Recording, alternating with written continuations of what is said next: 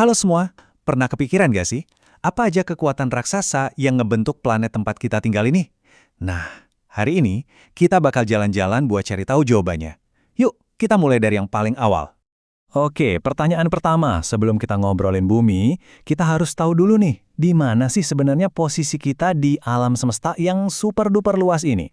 Coba bayangin ya, alam semesta itu isinya miliaran galaksi, miliaran. Dan tiap galaksi itu kayak kota kosmik raksasa, isinya jutaan bintang, gas sama debu. Luasnya, wah nggak kebayang deh. Nah, di antara lautan galaksi itu, ada satu yang paling spesial buat kita. Tentu aja, rumah kita sendiri, galaksi Bima Sakti. Lihat deh bentuk spiralnya, keren banget kan? Dan kalau kita zoom in lagi ke salah satu lengan spiralnya, kita bakal nemuin kompleks perumahan kita, yaitu Tata Surya. Dan disitulah planet kita tercinta, Bumi, planet nomor 3 dari matahari. Yup, inilah rumah kita. Oke, kita udah sampai di rumah kita, Bumi. Tapi jangan kira bumi ini cuma sekedar bola batu raksasa yang anteng-anteng aja loh. Oh, sama sekali bukan. Apa yang sebenarnya terjadi di bawah kaki kita, ini bakal bikin kalian kaget.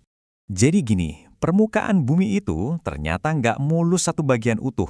Justru permukaannya itu pecah-pecah jadi beberapa potongan puzzle raksasa. Biar gampang, bayangin aja kayak cangkang telur rebus yang udah retak-retak. Nah, kayak gitu. Dan yang menarik, lempeng-lempeng ini ada dua jenis utama. Ada lempeng benua, ini yang tebel, tempat daratan kita berada.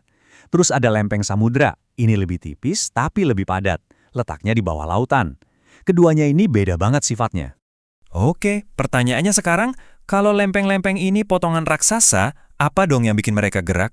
Kan nggak mungkin gerak sendiri ya? Jawabannya, ada jauh di bawah kita. Tepatnya di mantel bumi yang panasnya luar biasa. Panas ini bikin batuan di mantel bergerak muter-muter, mirip banget kayak air yang lagi mendidih di panci. Nah, arus panas inilah yang jadi mesin penggerak lempeng-lempeng di atasnya. Dan seberapa cepat geraknya? Wah, pelan banget, cuma sekitar 2-10 cm setahun. Itu kira-kira sama kayak kecepatan kuku kalian tumbuh. Kelihatannya sepele ya, eits, jangan salah, walaupun pelan, dampaknya dahsyat banget. Nah, pergerakan yang super pelan tapi konsisten ini selama jutaan tahun ternyata menciptakan sebuah siklus yang luar biasa besar yang disebut siklus superbenua. Ini kayak tarian para benua, di mana mereka perlahan-lahan pecah, menjauh, terus nanti kumpul lagi jadi satu daratan raksasa. Para ahli geologi punya nama keren buat siklus ini, siklus Wilson. Prosesnya itu punya 4 tahap utama.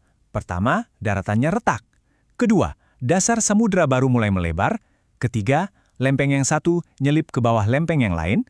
Dan terakhir, boom! 2 benua tabrakan. Kutipan ini pas banget ngejelasin salah satu tahap kunci tadi, yaitu subduksi. Jadi, karena lempeng samudra itu lebih tua, lebih dingin dan lebih padat, dia jadi lebih berat. Akhirnya, dia kalah dan seolah-olah nyelam ke bawah lempeng benua yang lebih ringan. Proses ini penting banget. Terus, buat apa sih kita pusing-pusing mikirin lempeng yang gerak pelan banget ini? Nah, ini dia bagian serunya. Karena justru pergerakan inilah yang jadi seniman yang ngelukis semua pemandangan keren di bumi yang kita lihat sekarang. Coba deh pikirin, waktu 2 lempeng tabrakan, hasilnya apa? Pegunungan-pegunungan tinggi menjulang. Terus gesekannya, itu yang bikin gempa bumi. Kalau lempengnya malah menjauh atau salah satunya nyelam, itu ngasih jalan buat magma panas dari perut bumi buat keluar, jadilah gunung berapi. Bahkan batuan baru juga terbentuk dari proses ini. Mau bukti yang paling kelihatan? Lihat aja pegunungan Himalaya. Itu loh, atapnya dunia. Pegunungan super tinggi itu sebenarnya adalah bekas luka dari tabrakan super dahsyat antara lempeng India yang nyeruduk lempeng Asia. Ini bukti nyata kalau kekuatan dari dalam bumi itu bukan main-main. Semua ini nunjukin satu hal penting. Planet kita ini hidup. Dia nggak statis, tapi terus bergerak dan berubah. Ini jadi bikin kita mikir ya, kalau lempeng-lempeng ini terus bergerak, kira-kira jutaan tahun lagi peta dunia bakal kayak gimana ya? Benua apa yang bakal muncul? Samudra apa yang mungkin hilang? Wah, menarik banget buat dibayangin.